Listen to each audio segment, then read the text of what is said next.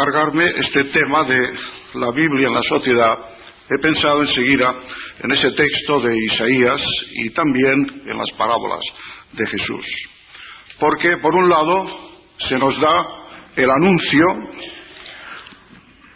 la promesa de que vendría un día, juntamente con el Mesías, una era de bendiciones por lo que se refiere a la extensión de la palabra de Dios.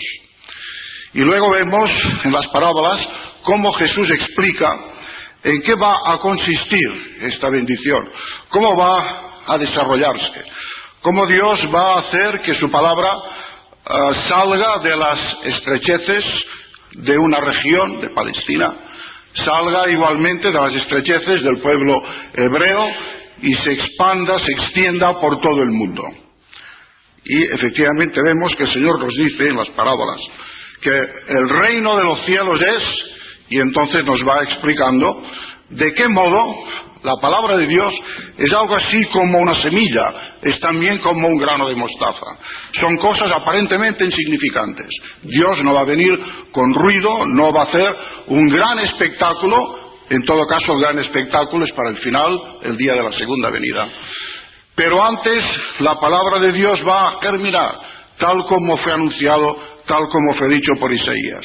Será como esta lluvia que cae y también hace a la tierra, porque entonces, gracias a esta lluvia en la tierra, empieza a producir todas sus plantas y sus frutos. Y así es la acción de Dios a lo largo de los siglos en la historia. Hablar de la Biblia en la sociedad nos obliga a adentrarnos un poco en la historia y ver lo que Dios ha hecho en estos últimos 20 siglos con su palabra. Y no ya simplemente en el plano individual, no olvidemos que estamos hablando de la Biblia en la sociedad, el impacto que la palabra de Dios ha hecho en la cultura, ha hecho en las artes, ha hecho en todas las actividades humanas. En primer lugar, he deseado, como introducción, centrar nuestro interés en el pensamiento bíblico, en las promesas de la palabra, para estar bien anclados en el tema, la luz que la palabra de Dios arroja sobre ese tema. Ser conscientes de que el Señor anunció desde siglos por los profetas de la antigüedad que verdaderamente la Biblia sería, su palabra registrada en la Biblia, sería el mensaje que haría impacto y que llegaría a transformar no solamente a individuos, sino también a colectividades. No solamente un mensaje de salvación, sino también un mensaje de instrucción, de aliento, un mensaje que sería un motor de progreso en el mundo. Es evidente, creo que no hay que argumentar mucho, que la Biblia ha ejercido una gran influencia en las artes, en las letras, en todas las instituciones, y que a lo largo de los siglos ha sido un factor de progreso. Hoy día, debido a la gran ignorancia, no solo de las Escrituras, sino también de la historia, a veces se empieza a olvidar esto, y se vive de unas rentas que fueron acumuladas por el capital justamente de la Escritura. Pero es innegable que no podemos sustraernos, aunque sea difícil, encontrar el camino que ha seguido la influencia de la palabra de Dios y cómo ha obrado en concreto. A veces es difícil el identificar con rigor qué ha hecho en determinado punto, en determinado momento de la historia, pero lo que es innegable es su influencia.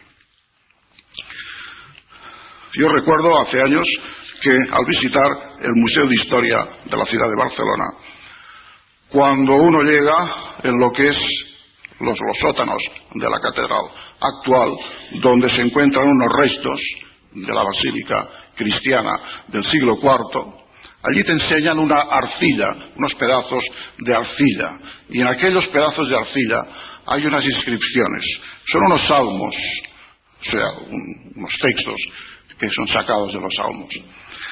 Y por los rasgos, pues se ha llegado a la conclusión de que aquello fue escrito por niños. Es decir, que en el siglo IV, porque son restos del siglo IV después de Cristo, en Barcelona los niños estudiaban ya con textos de la Biblia.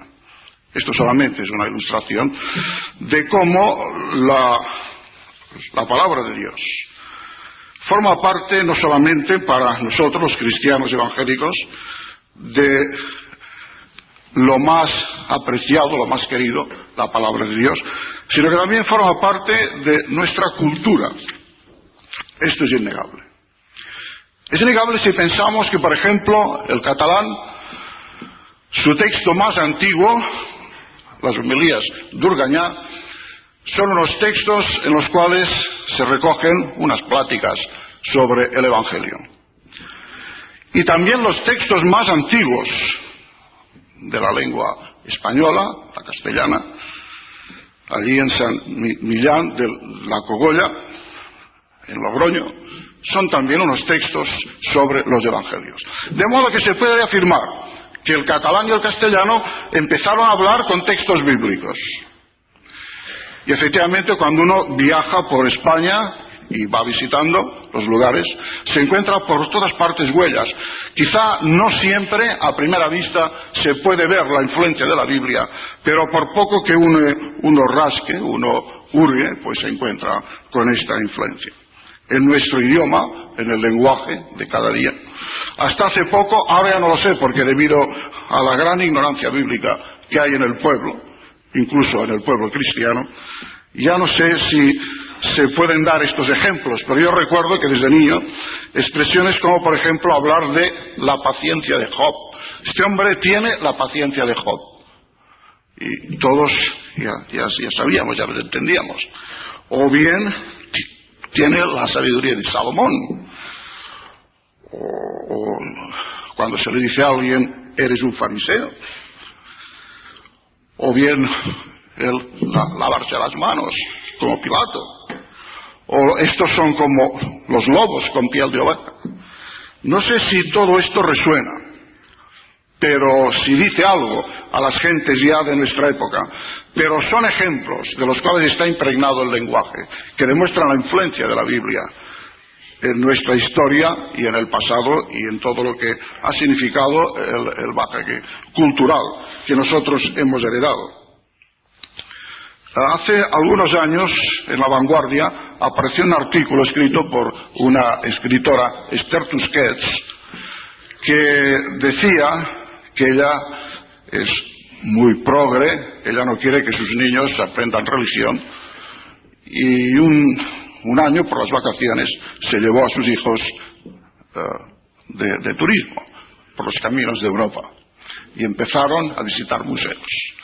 Dice, y entonces me di cuenta de que mis niños no entendían nada de nada. No sabían nada de los temas de los cuadros, porque la mayoría de los cuadros de los grandes pintores se basan en temas bíblicos. Luego asistimos a conciertos, y también siempre el tema religioso.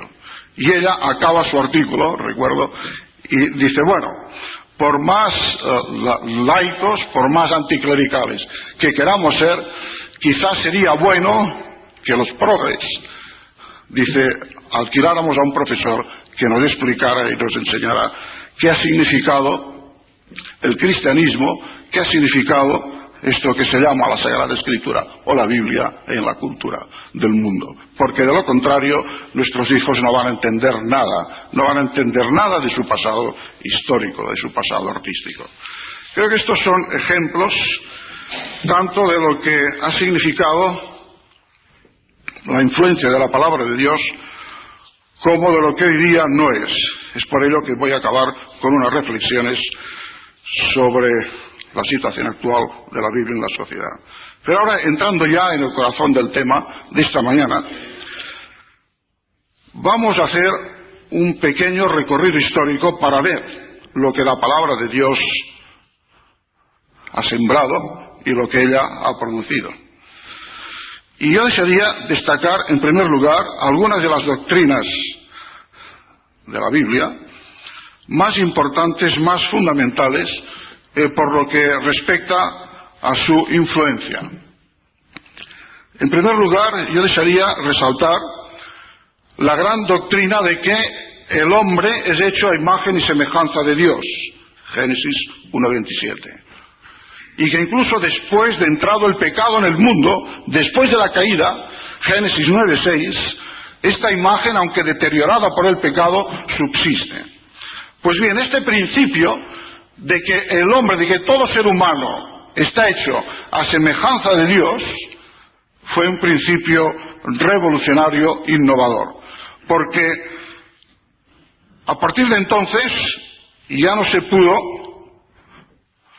considerar al ser humano como un objeto, sino que la conciencia cristiana tenía que verlo como una imagen de Dios.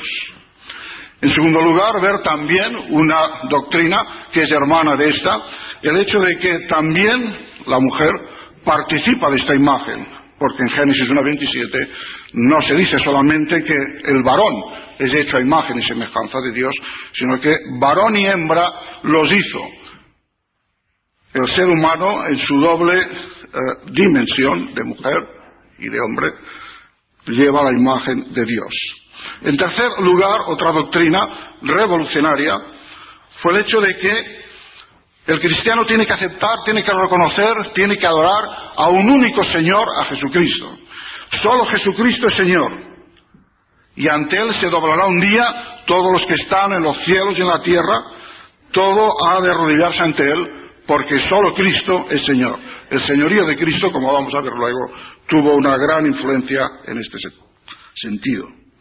Y también la doctrina del pecado original, esta antropología que huye del optimismo en cuanto al ser humano. No hay justo ni a un uno, un dato antropológico fundamental, para vivir con realismo, para ver con realidad lo que realmente es el ser humano. Y también, obviamente, la gran doctrina de la libertad de conciencia, cuando, escuchando las palabras del apóstol, aprendemos que hay que obedecer a Dios antes que a los hombres. Todo este conjunto de doctrinas y otras más, pero no hay el tiempo para enumerarlas, ejercieron una tal influencia que moldearon la sociedad a lo largo de los siglos. Yo creo que se puede afirmar, sin pestañear, que la Biblia fue la que dio el golpe de muerte a instituciones tales como la esclavitud. Fue la que dio también el golpe de muerte a estas luchas salvajes que se celebraban en los anfiteatros romanos. Y fue la Biblia, el mensaje de la Biblia, el que acabó con el Imperio Romano. Había algunas costumbres en aquella época que algunos ignorantes hoy alaban mucho, que eran realmente horribles, como por ejemplo el abandono de los niños en cada ciudad, en cada lugar un poco importante. Había una plaza en la cual se podía abandonar a los niños. Esto estaba autorizado por la ley, y Quintiliano dice que es una costumbre muy civilizada. Entonces esos niños allí se recogían bien para entregarlos a prostíbulos, o bien a los chicos para luchar en el circo romano. Bueno, el mensaje de la Biblia acabó con todo esto, porque una de las cosas que consiguió es la reforma del Código Romano en la época de Justiniano, que acabó con todas estas cosas. Con ello no queremos afirmar que el Código de Justiniano es perfecto, solamente queremos decir que se influyó, los cristianos con su testimonio lucharon para acabar con todas estas cosas. Pero hay un punto central, fundamental, que a mi modo de ver es uno de los que más ha impactado en el campo colectivo, es decir, en la sociedad. Y es el que ya he señalado, de Jesucristo Señor. Se ha dicho con razón que el Nuevo Testamento nos presenta la más antigua confesión de fe como aquella que dice, que confiesa, Jesucristo es el Señor, Esta es la confesión de fe más antigua. Confesar que Jesucristo es el Señor. Y confesar que Jesucristo es el Señor es afirmar, reconocer que solo Él es digno de adoración y solo Él es el que tiene la última palabra en todo. Ahora bien, en el Imperio Romano, el Señor era el César, el Kyrios no era Cristo para el Imperio Romano, era el César. Y en el Imperio Romano había la obligación de confesar que el César era Señor. Y aún más, había que tener un certificado de que uno había confesado al César como Señor por medio del sacrificio que se hacía ante el altar del emperador. El emperador que se había divinizado. De hecho, era la divinización del Estado, el Estado endiosado, el Estado absoluto, el Estado totalitario, el Estado que lo abarca todo, que quiere dominarlo todo. Y aquí que los cristianos están dispuestos a obedecer a las autoridades, están dispuestos a ser unos ciudadanos ejemplares, pero lo que no están dispuestos es a sacrificar en el altar del emperador y mucho menos a llamarle Señor. Todos hemos visto las películas estas de romanos que se llaman, en las cuales pues hemos visto allí cómo los emperadores se echaban a los cristianos a las fieras. Y quizá alguno ha pensado, claro, esto era debido a que aquellos emperadores eran crueles, eran salvajes, alguno incluso estaba loco. Pero no es tan sencilla la cosa, no es tan sencilla. En el Imperio Romano había libertad religiosa, había toda clase de cultos. Entonces, ¿por qué se perseguía a los cristianos? Pues justamente por lo que acabo de deciros. Porque la libertad religiosa del Imperio Romano consistía en que cada cual podía creer y pensar lo que quisiera en el orden religioso. Pero con una excepción, con un requisito, que sacrificara también en el altar del emperador. Los cristianos fueron perseguidos como ateos porque se consideró que creer en un solo Dios era demasiado poco. Había que creer en todos los dioses. Pero además, sobre todo, por una razón de orden político. Porque los cristianos se negaban a aceptar que la palabra última, por lo que respecta a la moral, por lo que respecta a la conciencia, por lo que respecta a las grandes cuestiones espirituales y éticas, no la tiene el Estado, no la tiene el emperador, la tiene la palabra de Dios, la tiene Cristo. Cristo es Señor, y su palabra es la que manda. Es por esto que los cristianos se negaron a sacrificar, se negaron a dar el título de Señor al César. Y cuando fueron puestos en la disyuntiva, o el Señor Emperador o el Señor Jesús, ellos decidieron por el Señor Jesús y fueron al martirio. Esta es la razón última de las persecuciones. Y aquí hay un gran mensaje y una gran enseñanza, porque los cristianos en cada generación Dios nos sitúa en la misma prueba. Nuestra lealtad última, ¿a dónde va? ¿Para quiénes? ¿Cuál es en nuestra conciencia la soberanía última? ¿La de Dios, la de su palabra, o la de ideas, filosofías, Estado, partidos, etcétera, etcétera? A Jesucristo los apóstoles le confesaban, como por ejemplo cuando Pablo escribe a Timoteo, 1 Timoteo 6, 15 y 16, Él es el bienaventurado y solo soberano, Rey de reyes y Señor de señores, al cual sea la honra y el imperio sempiterno. Y Él dijo cuando se fue de esta tierra y dejó a sus discípulos, toda potestad, todo poder me es dado en el cielo y en la tierra. Por tanto, id ahora y haced discípulos a todas las naciones. La Iglesia se enfrentaba, pues, a un gran imperio universal que se extendía por todas las tierras, que lo controlaba todo, lo dominaba todo.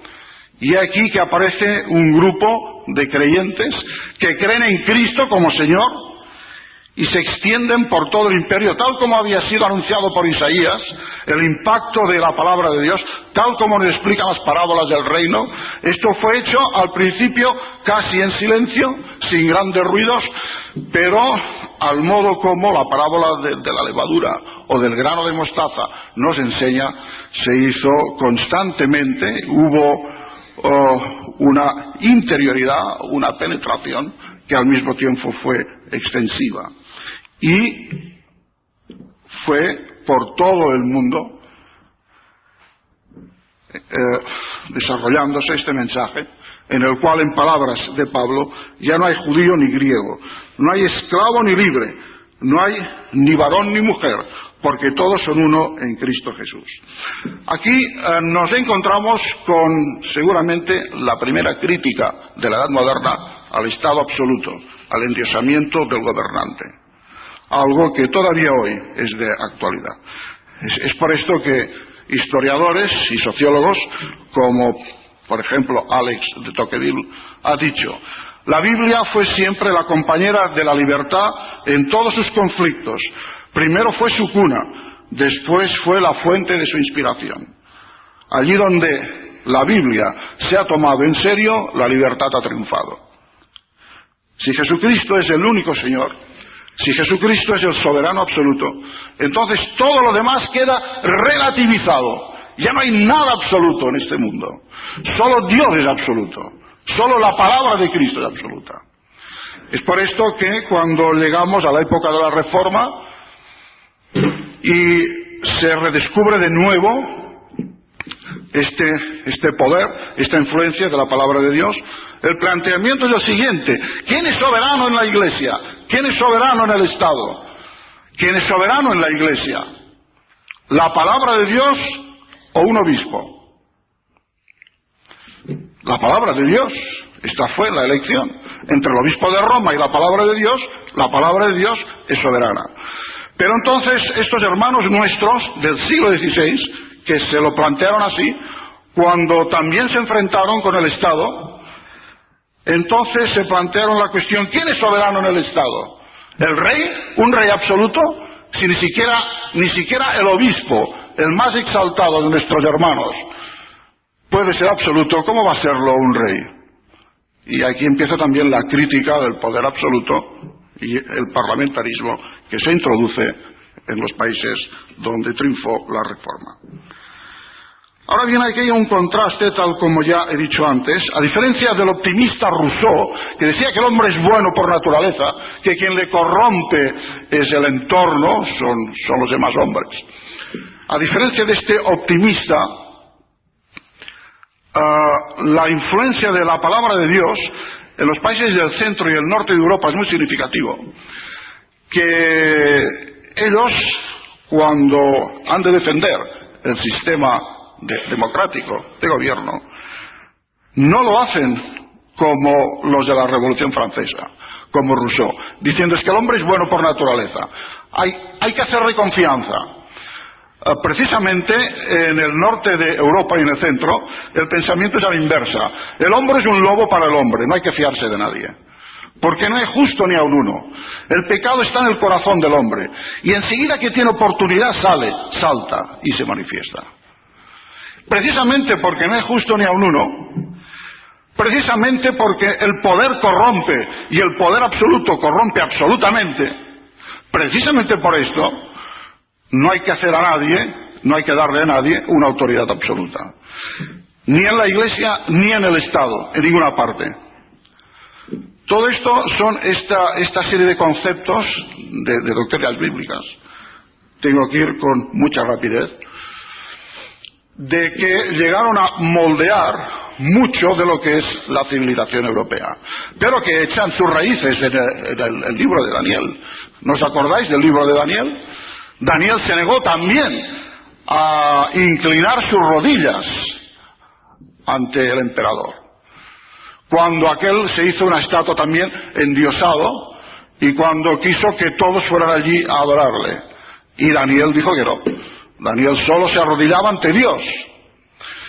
También tenemos el precedente, por ejemplo, de cuando el profeta Natán va a David y le echan cara pecado.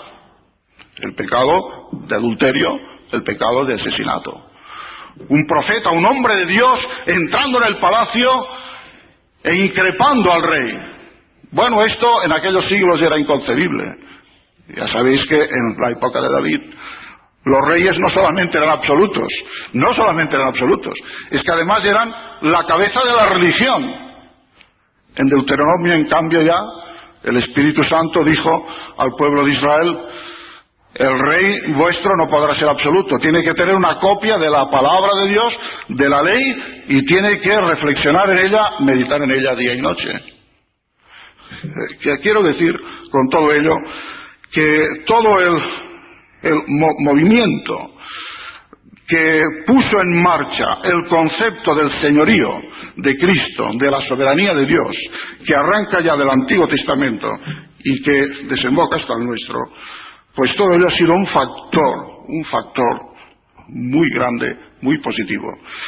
Y que aunque a veces quizá no sea muy fácil ver los caminos concretos que ha seguido, el señalar los hitos, cada uno con rigor, sin embargo, está aquí y somos nosotros los herederos de esta cultura, de estos conceptos. Un gran historiador de nuestra tierra, llama Vicens Vives, dijo: es un hecho innegable que el protestantismo fue una de las fuerzas que ayudó más poderosamente para la implantación de la democracia en Europa. No es extraño.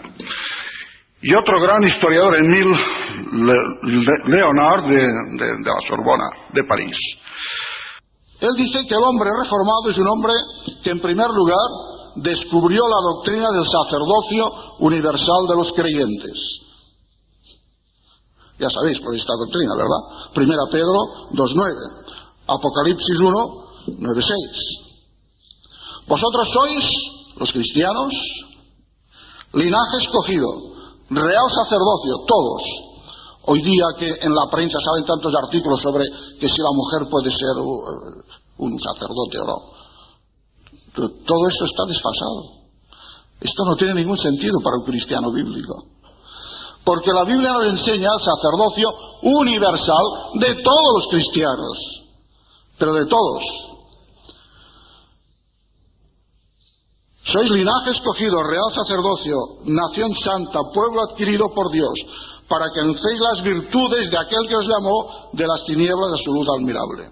Y en Apocalipsis, los redimidos alaban a Dios y dicen: al que nos amó y nos lavó de nuestros pecados con su sangre, y nos hizo sacerdotes para Dios su Padre. A él sea gloria e imperio por los siglos de los siglos. Es decir, la conciencia del sacerdocio universal de los creyentes. Lo cual hizo que a partir del siglo XVI saliera una clase de hombres que en su trabajo, en los negocios, las mujeres en casa, todos en su lugar, entendían que el Señor les guiaba de tal manera que en cada cosa que hacían, en su profesión, en sus actividades, aquello era una vocación. Entonces surgió la palabra vocación. Era una vocación. No solamente había la vocación del predicador, del pastor, del maestro. No, había la vocación en cada oficio, en cada cosa que se hacía. Pero es que no solo era una vocación, sino que era un medio de santificación, porque mediante el trabajo el hombre es santificado. La doctrina del sacerdocio universal de los creyentes, que hace al ser humano, hacia el cristiano, serio y responsable. Es curioso que todavía hoy, en el Midi, en el sur de Francia, los abogados que son hugonotes son solicitados hasta por los católicos, porque tienen fama de honestos, serios y honrados. Es un hombre, el hombre reformado, realista, además, con el realismo bíblico. No sigue a Rousseau con su optimismo. Sigue la antropología bíblica y es realista.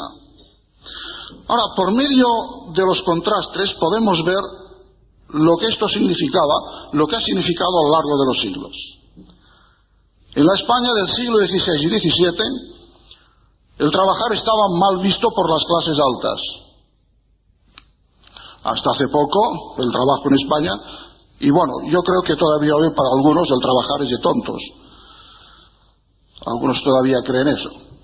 Pero el hecho es que desde el siglo XVI, en el centro y norte de Europa, lo cual explica también su riqueza y el progreso, el trabajo era un medio de santificación.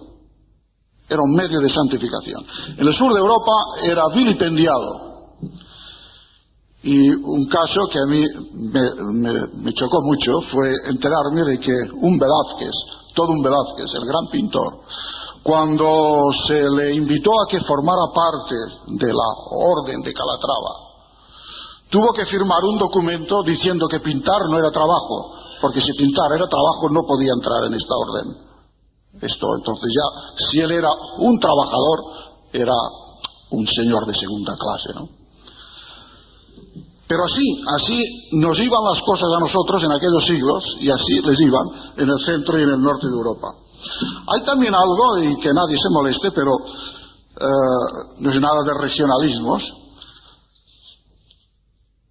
El patrón de Madrid, San Isidro, ya sabéis, este hombre, para que pudiera orar, tenían que bajar los ángeles a trabajar por él. Creo que eso es algo que realmente refleja toda la mentalidad. Toda la mentalidad. El trabajo divorciado de la piedad. No se pueden hacer las dos cosas. Y esto, a pesar de que esto es un olvido de lo que había sido el gran lema de los monjes en la Edad Media, al menos de algunas órdenes religiosas, el orar y el trabajar. Vemos pues cómo hay una serie de doctrinas bíblicas que van haciendo impacto y establecen una serie de diferencias entre aquellas colectividades o sociedades que han abrazado la Biblia como la palabra de Dios y aquellas que la han rechazado. Ahora, fundamentalmente, estimo que hay tres grandes mandatos de Dios que han hecho que la palabra de Dios corra y la hacen eficaz. En primer lugar, el mandato misionero. Id por todo el mundo y haced discípulos. Y la palabra ha corrido, la palabra ha circulado, porque realmente ha habido muchas épocas en que los cristianos se han tomado en serio el mandato misionero. El mandato misionero. Pero también el mandato cultural. Génesis 1, 29, 28, 29. Llenad la tierra, sojuzgadla, señoread. El mandato cultural, cultivar la tierra, de la palabra cultivo viene la palabra cultura, de ahí el título que se le da, el mandato cultural, porque cuando un hombre es convertido, el hecho de que sea cristiano no significa que sea menos humano, sino que debería ser todo lo contrario. Por consiguiente, el mandato cultural, el mandato misionero, y luego lo que se podría denominar el mandato iluminador. Vosotros sois la sal de la tierra y la luz del mundo. Vosotros sois la sal de la tierra y la luz del mundo. Estos tres mandatos han operado, han actuado y son los que ponen en dinámica el mensaje de la palabra de Dios.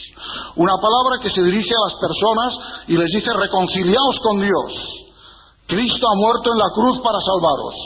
Pero también les dice: ahora, si aceptáis a Jesucristo como Señor y Salvador, no solo no seréis menos humanos, seréis más humanos, porque el mandato cultural, lo que nos hace humanos, la actividad, el trabajo, la creatividad, la imaginación, el soñar incluso, todo eso forma parte de la imagen de Dios. Y todo eso tiene que ser potenciado en el mandato cultural. Y luego el mandato iluminador. Sed sal y luz, brillad donde estéis, y haced que el mundo no acabe de corromperse por medio de la acción de vuestra sal. La sal que solamente es eficaz con la palabra de Dios. Bien, y ahora llegamos al último punto de esta mañana. La Biblia en la sociedad hoy. Yo he explicado, vais a perdonarme si he sido tan breve, si he resumido tantas cosas, pero el tiempo no daba para más. Hemos visto cómo la palabra de Dios la envía y prospera para aquello para lo cual Él la ha enviado, para salvar, pero también para edificar, para fortalecer, para hacer un pueblo nuevo, que sea sal y luz en el mundo, y que espere la venida del Señor. Bien, ¿qué ocurre hoy? ¿Qué pasa hoy? La Biblia en la sociedad hoy. La paradoja de la generación nuestra es la siguiente. Nunca hubo tantas ediciones de la Biblia, nunca hubo tantos ejemplares de la Biblia, nunca hubo tantos hogares en España mismo, en España, con ejemplares de la Biblia. Pero tampoco nunca hubo, creo, una generación tan poco afectada, tan poco influida por la palabra de Dios, que pasa olímpicamente de la enseñanza de la Biblia. En muchos casos la Biblia es un libro muy bonito, para presumir que uno tiene los libros fundamentales, una Biblia, el Quijote y quizá algún otro. Nunca en la Iglesia hubo tanta ignorancia de la Biblia. Ya no hablo de la sociedad, hablo de la Iglesia. Un misterio. Esto es un misterio. No es ningún misterio. Porque no basta tener el libro, ni siquiera leerla, ni aun si me apuran estudiarla.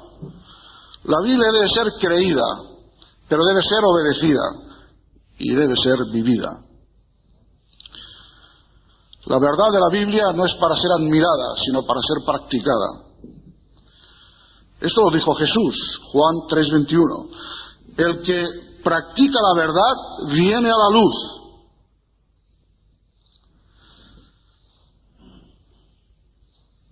No olvidemos una cosa, que la Biblia hace impacto en la sociedad cuando los cristianos hacemos impacto en la sociedad. El Señor no ha querido hacerlo de otra manera. La Biblia hace impacto en la sociedad cuando los cristianos hacen impacto en la sociedad. No hay otro sistema. Hablar de la Biblia en la sociedad es hablar de lo que la Biblia ha hecho en mujeres y en hombres de carne y hueso, y lo que estos hombres y mujeres de carne y hueso han venido haciendo allí en donde se encontraban. La verdad es que en Occidente, de manera especial en Occidente, la Biblia hoy no ejerce ninguna influencia, al menos aparentemente. Solo Dios sabe, porque también las parábolas nos enseñan esto, que hay una acción en secreto, silenciosa, en las almas, en minorías quizá, y tal vez esto sea el principio, que nosotros no conocemos, de un despertar espiritual después. También hace pocos años pensábamos que en el este de Europa no había nada, apenas nada, y en cambio es precisamente en los países del este europeo en donde la Biblia vuelve a tener un valor, y un valor a todos los niveles. No solo un valor salvífico, sino un valor cultural. No sé si sabéis, yo lo leí hace pocos días, pero el Departamento de Educación del Ministerio correspondiente en Moscú, en Rusia, ha pedido a profesores de inglés que al mismo tiempo, si puede ser, si es posible, sean cristianos, para que junto con las clases de inglés den clases de cristianismo y de Biblia. Pero claro, ellos no lo piden en el sentido religioso ni espiritual, porque quien pide esto, la mayoría son ateos. Lo piden como un valor cultural, pero es igual, dejemos que la palabra corra. Cuando la palabra se siembra, ella hace su obra y ella es eficaz. Pero es muy significativo que en Checoslovaquia, en Rusia, en varios de estos países, se vuelve a apreciar la Biblia como nunca se había apreciado. Y esto hace un contraste con nosotros.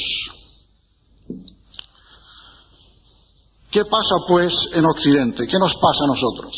Bueno, aquí también se necesitaría no una hora, sino un ciclo de conferencias sobre ese tema. ¿Por qué nos encontramos como nos encontramos? Hay una serie de factores que desde hace 150 años, pero no voy a enumerarlos, que nadie se espante. La verdad es que hagamos examen de conciencia. El mismo tema, la Biblia en la sociedad, ¿no nos parece un poco extraño? Porque, seamos sinceros, durante muchos años hemos pensado que la Biblia es para el individuo, que la Biblia es para mí individualmente, para dictarme el camino de salvación, pero que la Biblia no tiene nada que decir en ningún otro orden de la vida. Hombre, si que la Biblia hable del poder, de que hable de economía, bueno, no. Incluso para algunos cristianos no debe hablar ni de moral debe hablar. Ya está bien como camino de salvación. La moral ya tomaremos la que está de moda hoy día. O sea que parte de la explicación de lo que nos está ocurriendo, de la apatía y del poco impacto que hacemos en la sociedad y lo poco que la Biblia influye hoy en la sociedad, se debe a este hecho de que no acabamos ni de entender a veces el mismo tema, la Biblia en la sociedad. Es como algo nuevo, algo que tenemos que redescubrir. La Biblia es para el cielo, pero no para la tierra. Que pensamos eso muy a menudo. Es para el más allá, pero no para el más acá.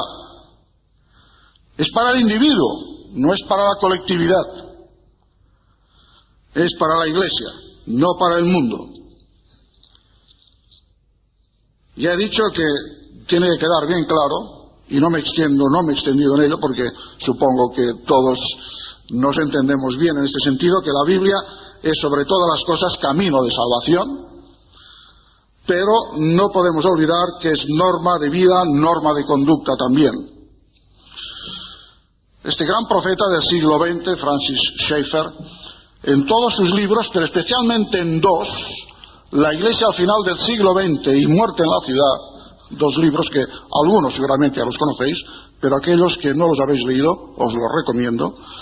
Este hombre ha venido insistiendo en que la generación nuestra, la generación del siglo XX, si Dios ha de utilizarla de nuevo, si hemos de ser instrumentos en manos de Dios, tiene que experimentar una reforma y un avivamiento. Reforma y avivamiento. Reforma es volver a tomarse la Biblia en serio. Reforma es volver a asumir que la palabra de Dios es la palabra última y que debe ser obedecida, no solo creída, sino obedecida, y que debe ser incorporada a la vida de cada día. Y avivamiento significa esto, entusiasmo, alabanza, culto, significa realmente arder en deseos de vivir esta palabra y compartirla con los demás. Y solo entonces vamos a ver un despertar espiritual y la palabra de Dios va a hacer impacto de nuevo. Cito otro gran hombre de Dios, Carl Henry, quizá no es muy conocido entre los españoles, pero es un gran siervo de Dios, que dijo algo que en el año 47, que por cierto algunos consideran que el año 47 podría figurar como el año del despertar de la conciencia social o colectiva del pueblo evangélico. Y Carl Henry dijo: el Evangelio fue durante siglos un mensaje para transformar el mundo. Pero ahora, en estos últimos 150 años, ha quedado reducido a un mensaje para resistir al mundo. Fijaos bien, no es lo mismo. No es lo mismo enfrentarse al mundo en plan de ataque, con valentía, sin complejos de inferioridad, sabiendo que el Evangelio tiene realmente respuesta para los problemas del hombre, o hacerlo en plan de resistencia, de resistir. No olvidemos lo que dicen los grandes estrategas, que la mejor resistencia es el ataque. Es eso lo que quizá ocurre, que no atacamos, que no pensamos en una presencia agresiva en la sociedad, ni en una evangelización agresiva. Y cuando hablo de evangelización agresiva no me refiero a ciertas campañas de evangelización, pero ese es otro tema. Evangelización agresiva en todos los lugares en donde hay cristianos. No es lo mismo resistir al mundo que tratar de conquistar el mundo. Pero aquí entra ya la cuestión escatológica en la cual no voy a entrar, que también ha sido una de las causas de la parálisis de las iglesias evangélicas. El apóstol Juan dice en su primera carta: todo aquel que tiene esta esperanza en él, la esperanza de la segunda venida, esperar que Cristo venga, lejos de quedarse sentado, al contrario, dice, se purifica él mismo. Es decir, la esperanza de la segunda venida no debiera ser un factor alienante, un factor de estar sentado, sino todo lo contrario, porque no es igual tampoco esperar el futuro que ir al encuentro del futuro. No es igual esperar la segunda venida de Cristo sentados, o de alguna manera vivir ya muchas de las cosas de la segunda venida. El autor de la Epístola a los Hebreos dice que los poderes del siglo que viene han entrado ya en la historia. No solo es que nosotros vamos hacia el Señor, es que el Señor está viniendo por su palabra, por la influencia de su Santo Espíritu. Y nos dice que ya ahora podemos estar sentados en lugares celestiales, juntamente con Cristo. De manera que de algún modo la vivencia de la Iglesia debiera ser anticipar, dar el regusto ya. Y es entonces cuando la Iglesia se hace atractiva. Se hace atractiva cuando el mundo puede ver en nosotros las virtudes de aquel que nos ha salvado, la fuerza del Espíritu Santo. Pero hoy hay una pasividad y una actitud solamente defensiva, cuando lo que nos pide el Señor es dinamismo y actitud agresiva.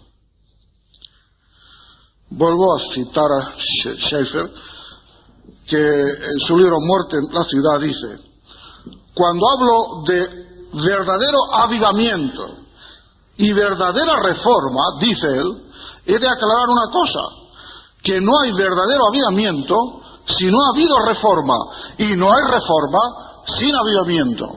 Creo que esto es muy importante porque en los últimos años, en nuestros ámbitos, se tiene la inclinación a hacer como unas elecciones o selección forzada. Es decir, que hemos de elegir entre dar mucho énfasis a la alabanza o dar mucho énfasis al estudio, o dar una gran importancia a la evangelización o dar más importancia a la exposición sistemática. Todo eso son dicotomías falsas. En la iglesia tiene que haber alabanza, ¿quién lo duda? Una iglesia que no alaba al Señor es una iglesia muerta. Y los cánticos los pone el Señor en el corazón. La iglesia debe realmente alabar. Pero decir, como algunos dicen, que el avivamiento vendrá por la sola alabanza, esto es un disparate. Y aun que me perdonen, es una herejía. La alabanza, el avivamiento no viene si no es acompañado de la palabra, impulsado por la palabra, alimentado por la palabra. No puede haber verdadero avivamiento a menos que haya reforma. Y la reforma no es completa sin avivamiento. Que el Señor nos conceda el vivir en nuestra generación el impacto de una reforma, de un avivamiento suscitados por la palabra de Dios, para el bien de la sociedad, para el bien de todos aquellos que nos rodean, pero también para el bien de la Iglesia, para bien de nosotros mismos. Que Dios nos conceda que amemos su palabra y que ella pueda hacer en nosotros, tal como ha profetizado Isaías, aquello para la cual el Señor la envió, que ella sea un riego constante en nuestro corazón para que fructifiquen las buenas obras para gloria y alabanza de nuestro Señor. Que así sea.